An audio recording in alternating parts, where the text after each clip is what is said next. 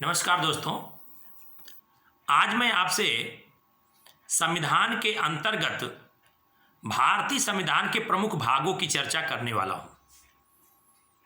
जैसा कि आपको पता होगा, भारतीय संविधान के मूल स्वरूप में अर्थात वह संविधान जो 26 जनवरी 1950 को भारत में लागू हुआ, उसमें कुल 395 अनुच्छेद, 22 भाग और 8 अनुसूचियां थीं।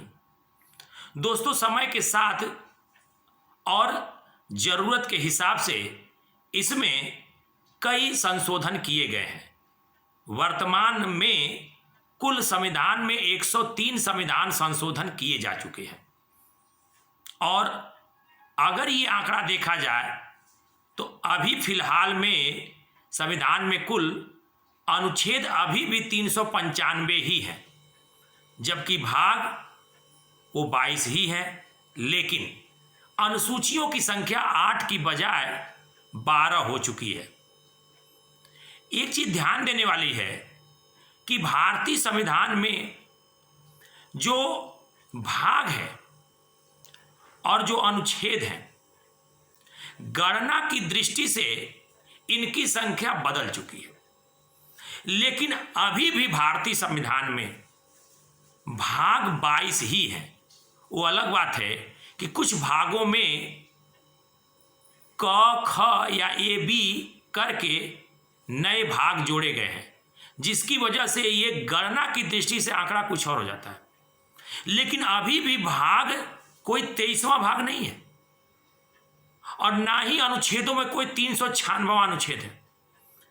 गणना की दृष्टि से भारतीय संविधान में अनुच्छेदों की संख्या तमाम पुस्तकों में आपको 460 से अधिक लिखी हुई मिलेंगी। चूंकि समय समय पर भारतीय संविधान में परिवर्तन हो रहा है, संशोधन हो रहा है, लिहाजा जरूरत के हिसाब से भारतीय संविधान के विभिन्न अनुच्छेदों में कई अन्य खंड जोड़े गए हैं, जिसकी वजह से ये संख्या जो है समय समय पर बदलती रहती है। लेकिन अनुच्छेद वास्तव में अभी भी 395 ही है। अभी भी भारतीय संविधान में कोई 396वां अनुच्छेद नहीं है। हम बात कर रहे हैं भारतीय संविधान के प्रमुख भागों की। दोस्तों, भारतीय संविधान में भाग 22 थे। अंग्रेजी में उसे पार्ट के रूप में संविधान में उल्लेखित किया गया है और इन 22 भागों को सुविधा के हिसाब से और संविधान के विषय सूची के हिसाब से बनाया गया है। अब जैसे अगर हम इसका प्रारंभ करें तो भारतीय संविधान की शुरुआत भाग 1 से होती है और भाग 1 जो कि अनुच्छेद 1 से लेकर 4 तक उल्लेखित है, इसमें संघ और उसके राज्य क्षेत्रों का उल्लेख किया गया है। अर्थात भाग 1 में आप ये पढ़ेंगे कि भारतीय संविधान के अंतर्गत संघ और उसके राज्य क्षेत्र क्या है। अर्थात भारत में संघ के तात्पर्य को बताया गया है। संघ अर्थात राज्यों का संघ। भारतीय संविधान के अंतर्गत किसी नए राज्य के सृजन की व्यवस्था क्या होगी, कोई नए राज्य का निर्माण कैसे होगा, राज्यों के निर्माण करने की शक्ति किसको है, ये इन सारी बातों का उल्लेख भाग 1 में अनुच्छेद 1 से लेकर 4 तक किया गया है। दोस्तों, जो अगला भाग है यानी भाग 2, जो नागरिकता विषय के बारे में, सिटीजनशिप के बारे में बताता है, उसका उल्लेख भारतीय संविधान में अनुच्छेद 5 से लेकर 11 तक में किया गया है। अब ये जो अनुच्छेद 5 से 11 तक भारतीय संविधान में उल्लेखित नागरिकता विषय जो है, इसमें यह बताया गया है कि भारतीय संविधान के लागू होने के समय भारत का नागरिक किसे समझा गया। अर्थात भारतीय संविधान के लागू होने के समय भारत के नागरिक की परिभाषा क्या थी। भारत और पाकिस्तान के विभाजन के बाद जो लोग पाकिस्तान से भारत आए या जो लोग भारत से पाकिस्तान गए, उनकी नागरिकता के संदर्भ में अधिकार क्या रहे, या जो व्यक्ति भारत की नागरिकता को छोड़कर दूसरे मुल्क की नागरिकता ग्रहण कर लिया तो उसकी नागरिकता का प्रश्न उठेगा, तो उसका अधिकार कैसा होगा भारतीय संविधान के परिप्रेक्ष्य में। इसमें यह भी बताया गया है कि नागरिकता विषय पे कानून बनाने का अधिकार संसद को प्राप्त है। यह तो रहा नागरिकता, यानी भाग 2 नागरिकता विषय के बारे में बताता है। जैसा कि अभी हम लोग पढ़े हैं, भाग 1 संघ और उसके राज्य क्षेत्र के बारे में बताता है, भाग 2 नागरिकता विषय के बारे में बताता है। दोस्तों, समय समय पे जो प्रतियोगी परीक्षाएं होती हैं उसमें कई प्रश्न ऐसे पूछे जाते हैं जिनमें सीधे तौर पे आपको किसी विषय का उल्लेख करके ये पूछ देगा कि अमुक विषय का उल्लेख भारतीय संविधान के किस भाग में है, और ऐसे प्रश्नों का जवाब आप मेरे इस वीडियो में पाएंगे। तो हमने अब तक 2 भागों की चर्चा की, भाग 1 संघ और उसके राज्य क्षेत्र, भाग 2 नागरिकता, और जो अगला भाग है, जो मुझे लगता है कि भारतीय संविधान का सबसे अहम और सबसे महत्वपूर्ण भाग, भाग 3। भाग 3 जो कि मौलिक अधिकारों के बारे में उल्लेख करता है, फंडामेंटल राइट्स के बारे में। अनुच्छेद 12 से लेकर अनुच्छेद 35 तक में, भारतीय संविधान के अनुच्छेद 12 से लेकर 35 तक में मौलिक अधिकारों का उल्लेख है।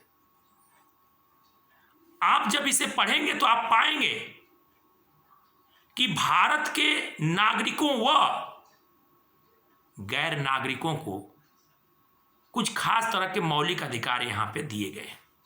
वैसे तो संविधान में कुल 6 मौलिक अधिकारों का उल्लेख है, और उन्हीं 6 मौलिक अधिकारों के बारे में इसमें विस्तृत तौर पे बताया गया है। यानी भाग 3 मौलिक अधिकारों के संदर्भ में है, और इसका उल्लेख कहां से कहां तक है? अनुच्छेद 12 से लेकर अनुच्छेद 35 तक। जो अगला भाग है, भाग 4, इसमें राज्य की नीति के निदेशक तत्वों के बारे में बताया गया। यानी कि जो स्टेट की पॉलिसी होती है उसके डायरेक्टिव प्रिंसिपल्स क्या हैं, यानी राज्य के नीति निर्देश सिद्धांत क्या है, राज्य जो अपनी नीतियां बनाता है वो किन सिद्धांतों पर आधारित है, इसके बारे में भाग 4 उल्लेख करता है। भाग 4 जिसका हेडिंग क्या है? राज्य की नीति के निदेशक तत्व। इसका उल्लेख संविधान के अनुच्छेद 36 से लेकर 51 तक में किया गया है। इसके अंतर्गत यह बताया गया है कि कौन से ऐसे दायित्व हैं जो राज्य को निभाने चाहिए। वो अलग बात है कि अलग अलग राज्य अपने दायित्वों को अपने सुविधा के हिसाब से निभाते हैं। ये तो रहा भाग 4। अब भाग 5 का जब संदर्भ आता है, उससे पहले भारतीय संविधान में एक व्यापक संशोधन हुआ जिसे मिनी संविधान के नाम से भी जानते हैं, अर्थात 42वां संविधान संशोधन अधिनियम 1976। इस संशोधन के द्वारा भारतीय संविधान में एक नया भाग जोड़ा गया, भाग 4 क, या यूं कहें भाग 4A। भाग 4A में मूल कर्तव्यों का उल्लेख किया गया है। प्रारंभ में इसमें 10 मूल कर्तव्य बताए गए थे। मौजूदा वक्त में इसमें कुल 11 मूल कर्तव्य हैं। दोस्तों, भाग 4 के अंतर्गत संविधान में एक अनुच्छेद जोड़ा गया, अनुच्छेद 51 क, या यूं कहें अनुच्छेद 51A, और ये मूल कर्तव्य के बारे में हमें बताता है। बड़ा चर्चित प्रश्न है कि भारतीय संविधान में भाग 4 कब जोड़ा गया, या मूल कर्तव्यों का समावेश भारतीय संविधान में किस अनुच्छेद के अंतर्गत किया गया है, या यूं कहें कि मूल कर्तव्य का संदर्भ या मूल कर्तव्यों का उल्लेख भारतीय संविधान के किस भाग में है। तो ध्यान रखिएगा, भाग 4A के अंतर्गत अनुच्छेद 51A आता है, उसी में मूल कर्तव्यों के बारे में उल्लेख किया गया है। वर्तमान में 11 मौलिक कर्तव्य या मूल कर्तव्यों का उल्लेख है। जब आगे बढ़ेंगे तो अगला भाग है भाग 5, और भाग 5 जो कि काफी विस्तृत भाग है, इस भाग में आप संघ विषय के बारे में पढ़ेंगे। यहां संघ से तात्पर्य केंद्रीय सरकार के स्वरूप से है। केंद्र के स्वरूप में कौन कौन सी व्यवस्थाएं काम करती हैं उसके बारे में है। और भाग 5 में जो संघ का उल्लेख है वो अनुच्छेद 52 से लेके अनुच्छेद 151 तक में किया गया है। दोस्तों, भाग 5 काफी व्यापक इसलिए है क्योंकि देख रहे हैं आप, इसकी शुरुआत अनुच्छेद 52 से है और अनुच्छेद 51 तक है। इसमें आप इस दौरान यानी 52 से लेकर 151 तक आप राष्ट्रपति के विभिन्न संदर्भों की चर्चा करेंगे। राष्ट्रपति का स्वरूप क्या होता है, राष्ट्रपति कौन बन सकता है, राष्ट्रपति के बनने की योग्यता क्या है, राष्ट्रपति का कार्यकाल क्या है, राष्ट्रपति कब तक अपने पद पर रह सकता है, राष्ट्रपति को कैसे हटाया जा सकता है, राष्ट्रपति के अधिकार क्या है, उपराष्ट्रपति के बारे में बताया गया है, उपराष्ट्रपति के संदर्भ के बारे में, कब उपराष्ट्रपति का अस्तित्व राष्ट्रपति के रूप में उभरेगा, ये सारी बातों का उल्लेख इसमें किया गया है। साथ ही इसी भाग 5 में केंद्रीय सरकार के बारे में उल्लेख है, लोकसभा के बारे में उल्लेख है, केंद्रीय मंत्रिमंडल के बारे में उल्लेख है, मंत्रिमंडल को शपथ दिलाएगा राष्ट्रपति, इसका उल्लेख है, संसद के दोनों सदनों का उल्लेख है, संसदीय व्यवस्था में जो संसद की कार्यप्रणाली है उसका उल्लेख है, लोकसभा के अध्यक्ष का उल्लेख है, राज्यसभा के सभापति का उल्लेख है, कानून कैसे बनता है, कानून के बनने की प्रक्रिया क्या है,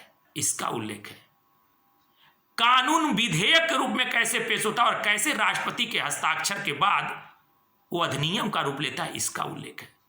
इसी भाग 5 में सर्वोच्च न्यायालय का भी उल्लेख है, सर्वोच्च न्यायालय की शक्तियों का उल्लेख है, सर्वोच्च न्यायालय किन विषयों के विषय को प्रारंभिक तौर पे सुन सकता है, इसका उल्लेख है।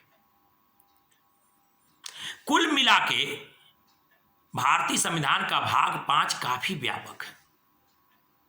इसी तरह से जो अगला भाग है यानी भाग 6, जो कि राज्य को परिभाषित करता है, यूं कहें कि राज्य के बारे में है, स्टेट, इसका उल्लेख अनुच्छेद 152 से लेके 237 तक में किया गया है।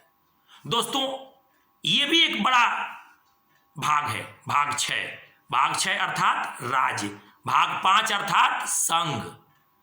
तो भाग 6 में राज्य के बारे में बताया गया है और कहां से कहां तक उल्लेख है, अनुच्छेद 152 से लेकर 237 तक। दोस्तों, इस दौरान यानी भाग 6 में जिन विषयों को छुआ गया है, जिन विषयों के बारे में संविधान में लिखा गया है, उसमें राज्यपाल के बारे में, उसकी शक्तियों के बारे में, राज्यपाल की कार्यपालिका संबंधी शक्तियों के बारे में, विधानमंडल के स्वरूप के बारे में, राज्यों के मंत्रिमंडल के बारे में, राज्य स्तर पे विधानमंडल में कानून कैसे बनते हैं, विधानमंडल के 2 सदनों के बारे में, साथ ही में इसी राज्य विषय के अंतर्गत यानी भाग 6 के अंतर्गत उच्च न्यायालय का भी उल्लेख है। और इस प्रकार से भाग 6 अनुच्छेद 152 से 237 तक में उल्लेखित किया गया है। दोस्तों, अब तक मैंने जो आपसे चर्चा की है उसमें मैंने भाग 1 की चर्चा की, जो किस विषय में है, राज्य और उसके राज्य क्षेत्र के बारे में, माफी चाहूंगा, संघ और उसके राज्य क्षेत्र के बारे में। भाग 2 नागरिकता के बारे में, भाग 3 मौलिक अधिकारों के बारे में, भाग 4 राज्य के नीति निदेशक सिद्धांतों के बारे में, भाग 4 का मौलिक कर्तव्य के बारे में, भाग 5 संघ के बारे में, भाग 6 राज्य के बारे में। दोस्तों, आगे भी ऐसे तमाम महत्वपूर्ण भाग हैं जिनकी चर्चा मैं आपसे करता रहूंगा।